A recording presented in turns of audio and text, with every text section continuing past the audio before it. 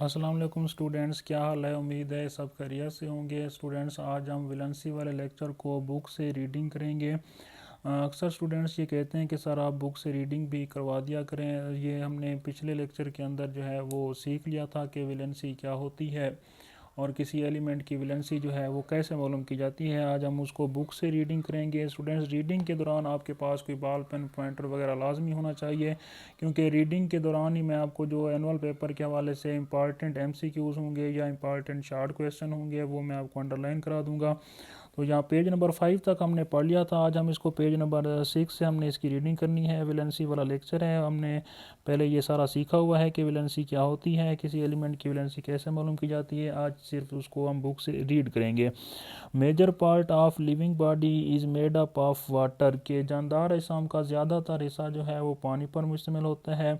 65% to 80% by mass, और वो कितने परसेंट होता है उसकी परसेंटेज वज़न के लिहाज से 65 से लेकर 80% तक होती है। ये एमसीक्यूज़ में आपसे पूछा जा सकता है। आपने 65 और 80 दोनों को अंडरलाइन कर लेना है। उसके बाद है जी, 6 elements constitute about 99% of our body mass, कि हमारे जिस्म के कुल वज़न का 99% हिस्सा जो है वो 6 एलिमेंट से मिलकर बना हुआ है। तो आपने 6 का वर्ड भी याद रखना है कि हमारे जिस्म के कुल वज़न का 99% हिस्सा कितने एलिमेंट्स पर मुश्तमिल है। तो उसके लिए आपने ये याद रखना है स्टूडेंट्स, 6 एलिमेंट से मिलकर बना हुआ है।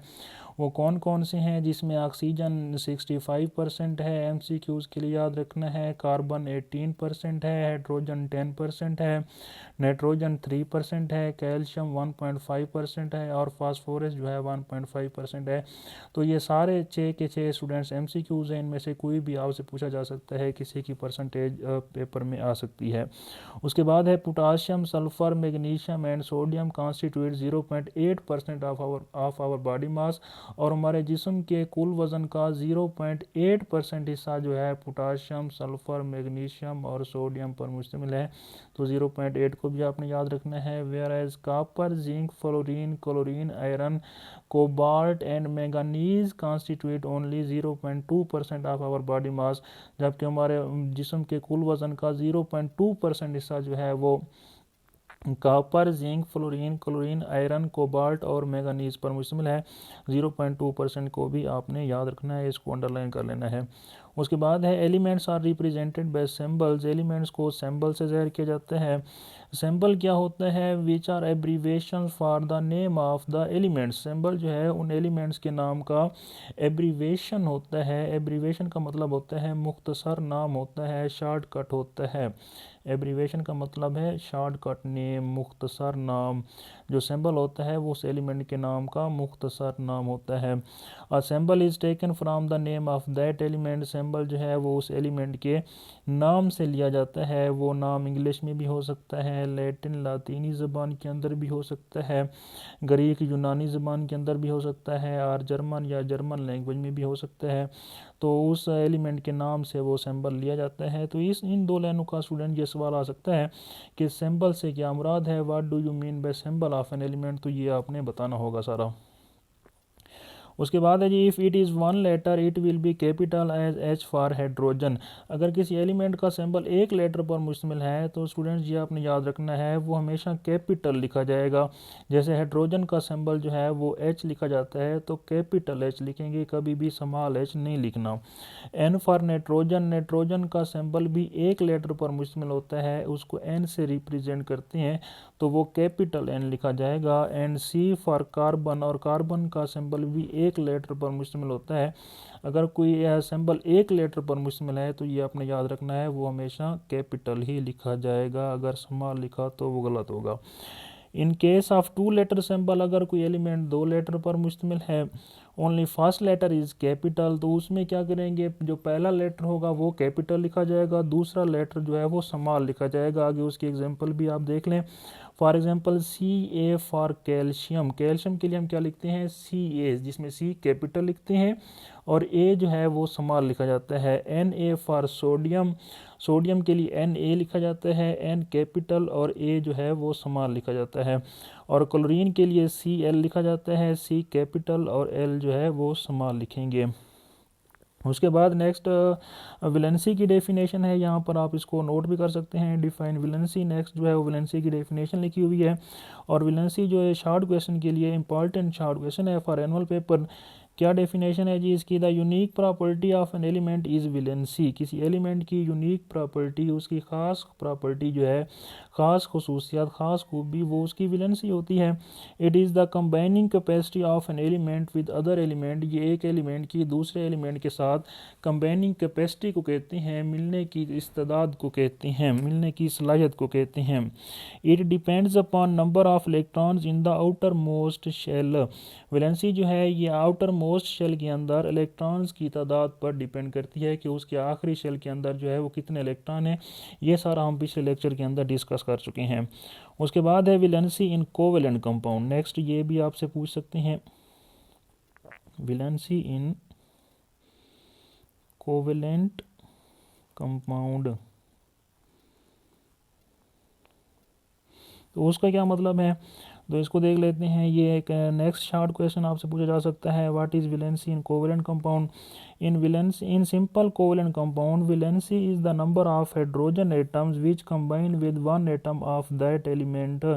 सिंपल कोवेलेंट कंपाउंड्स के अंदर वैलेंसी का मतलब क्या होता है कि उस एलिमेंट के एक एटम के साथ हाइड्रोजन एटम्स की तादाद को वैलेंसी कहते हैं। किसी एलिमेंट के एक एटम के साथ जितने हाइड्रोजन एटम जुड़े होते हैं उतनी ही उसकी वैलेंसी होती है। Are the number of bond form by one atom of that element, या फिर उस एलिमेंट का एक एटम जितने बॉन्ड बना रहा होता है वही उसकी वैलेंसी होती है।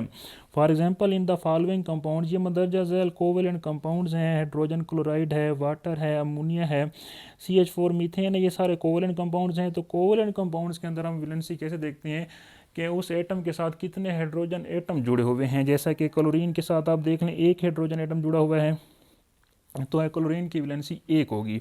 ऑक्सीजन के साथ देख लें आप, कितने हाइड्रोजन एटम जुड़े हुए हैं? 2 हाइड्रोजन एटम जुड़े हुए हैं, तो जितने हाइड्रोजन एटम जुड़े होंगे वही उसकी वैलेंसी होगी। ऑक्सीजन के साथ 2 हाइड्रोजन एटम जुड़े हुए हैं तो स्टूडेंट्स ऑक्सीजन की वैलेंसी 2 होगी।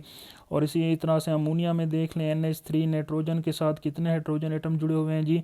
3 हाइड्रोजन एटम जुड़े हुए हैं, तो नाइट्रोजन की वैलेंसी हम कहेंगे कि 3 है।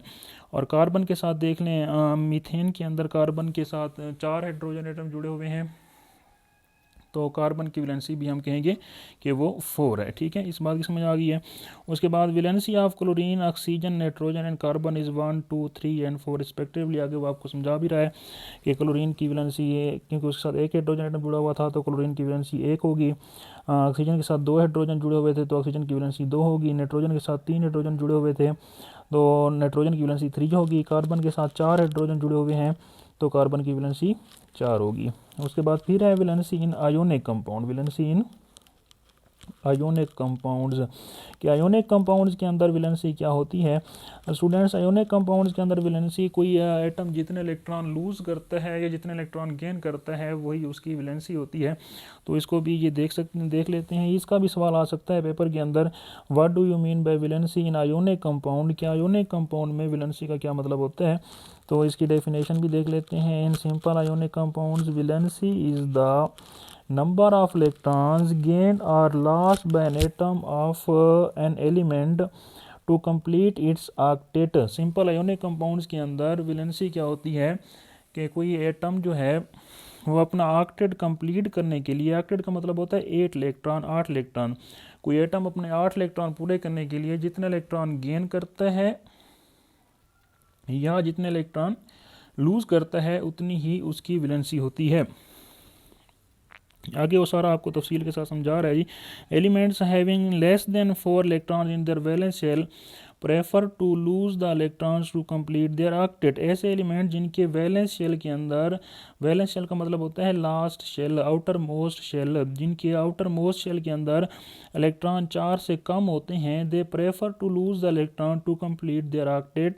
वो अपना ऑक्टेट कंप्लीट करने के लिए इलेक्ट्रॉन को लूज करते हैं। उसकी एग्जांपल है, for example atoms of sodium, magnesium and aluminium have 1, 2 and 3 electrons in their valence shells। के सोडियम के वैलेंस शेल में 1 इलेक्ट्रॉन होता है, ये हमने पिछले लेक्चर के अंदर देखा था, वहाँ से भी देख सकते हैं। मैग्नीशियम के वैलेंस शेल के अंदर 2 इलेक्ट्रॉन होते हैं और एल्यूमिनियम के वैलेंस शेल के अंदर 3 इलेक्ट्रॉन होते हैं। They lose these electrons to have valency of 1, 2 and 3 respectively. तो सोडियम क्या करता है, वो 1 इलेक्ट्रॉन लूज करता है, लिहाजा सोडियम की वैलेंसी 1 होगी। मैग्नीशियम के वैलेंस शेल के अंदर 2 इलेक्ट्रॉन होते हैं, वो 2 इलेक्ट्रॉन लूज करता है तो उसकी वैलेंसी 2 होगी, उसने जितने इलेक्ट्रॉन लूज किए हैं उतनी उसकी वैलेंसी होगी।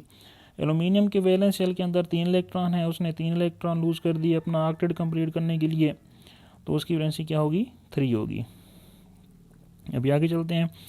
On the other hand elements having 5 और more than 5 electron in their valence shell gain electron to complete their octet. तो ऐसे एलिमेंट जिनके वैलेंस शेल के अंदर आखिरी शेल के अंदर 5 इलेक्ट्रॉन होते हैं या 5 से ज़्यादा होते हैं, 5 और मोर देन 5, जिनके वैलेंस शेल के अंदर 5 इलेक्ट्रॉन होते हैं या 5 से ज़्यादा होते हैं, वो एलिमेंट्स क्या करते हैं जी, इलेक्ट्रॉन को गेन करते हैं, लूज़ नहीं करते बल्कि इलेक्ट्रॉन को गेन करते हैं और इलेक्ट्रॉन गेन करके अपना ऑक्टेट कंप्लीट करते हैं। उसकी एग्जांपल है, for example nitrogen, oxygen and chlorine have 5, 6 and 7 electron in their valence shell. जैसा कि वो कहते हैं नाइट्रोजन के वैलेंस शेल के अंदर 5 इलेक्ट्रॉन होते हैं, ऑक्सीजन के वैलेंस शेल के अंदर 6 इलेक्ट्रॉन होते हैं और क्लोरीन के वैलेंस शेल के अंदर 7 इलेक्ट्रॉन होते हैं। ये हमने सारा पढ़ा हुआ है पिछले लेक्चर के अंदर। तो अब नाइट्रोजन को अपना ऑक्टेट कंप्लीट करने के लिए 3 इलेक्ट्रॉन चाहिए, ऑक्सीजन को अपना ऑक्टेट पूरा करने के लिए 2 इलेक्ट्रॉन चाहिए और क्लोरीन को अपना ऑक्टेट पूरा करने के लिए 1 इलेक्ट्रॉन चाहिए। दे gain 3, 2 and 1 electrons respectively. Nitrogen 3 electron हासिल करेगा, ऑक्सीजन 2 इलेक्ट्रॉन हासिल करेगा और क्लोरीन जो है वो 1 इलेक्ट्रॉन हासिल करेगा। लिहाजा नाइट्रोजन की वैलेंसी 3 होगी, ऑक्सीजन की वैलेंसी 2 होगी और क्लोरीन की वैलेंसी 1 होगी। उसके बाद है hence they show valency of 3, 2 and 1। लिहाजा वो कहता है नाइट्रोजन की वैलेंसी 3 हुई, ऑक्सीजन की वैलेंसी 2 हुई और क्लोरीन की वैलेंसी 1 हुई। उसके बाद है जी, और radical is a group of atom that have some charge. Radical क्या होता है, ये एटम का कोई ऐसा ग्रुप होता है जिसके ऊपर कोई ना कोई चार्ज होता है।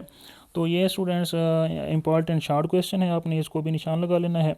शॉर्ट क्वेश्चन में आता है ये व्हाट इज़ रेडिकल, रेडिकल क्या होता है, या डिफाइन रेडिकल, तो ये आपने लिखना होगा। और radical is group of atom that have some charge. Radical क्या होता है, ये एटम का कोई ग्रुप होता है जिस पर कोई ना कोई चार्ज होता है। उसकी एग्जांपल मैं आपको दे देता हूँ। फॉर एग्जांपल जैसे बाइकार्बोनेट है HCO3, उसके ऊपर चार्ज होता है नेगेटिव, ठीक है जी। बाई सल्फेट है, उसको लिखा जाता है HSO4 नेगेटिव। तो ये जो है वो रेडिकल हैं, ये एटम्स का ग्रुप है और इनके ऊपर कोई ना कोई चार्ज है, तो इसको रेडिकल बोलते हैं। इंशाल्लाह नेक्स्ट लेक्चर के अंदर जो है मुख्तलिफ एलिमेंट्स के बारे में, उनकी वैलेंसी के बारे में देखेंगे। नेक्स्ट एक टेबल हम पढ़ेंगे पेज नंबर जो कि 7 के ऊपर है। तो फ़िलहाल आज के लिए यहाँ तक काफ़ी स्टूडेंट्स, ठीक है जी, अल्लाह हाफिज़।